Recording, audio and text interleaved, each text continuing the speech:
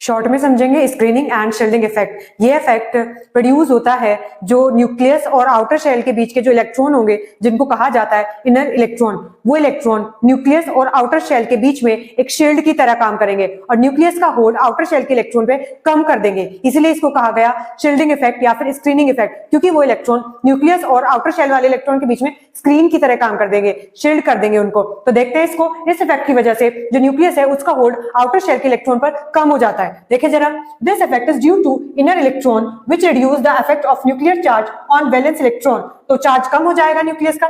Thus larger the number of electron in inner shell, जितने ज्यादा electron होंगे inner shell में, more will be the screening effect and lesser will be the effective nuclear charge। उतना ही ज्यादा screening effect ज्यादा होगा और screening effect ज्यादा होने की वजह से न्यूक्लियस का जो न्यूक्लियर चार्ज होगा वो कम इफेक्टिव होगा। इसका जो ऑर्डर होता है स्क्रीनिंग इफेक्ट का वो इसमें सबसे ज्यादा, फिर पी में, फिर डी में, फिर एफ में। मैंने स्क्रीनिंग इफेक्ट के ऊपर एक कंप्लीट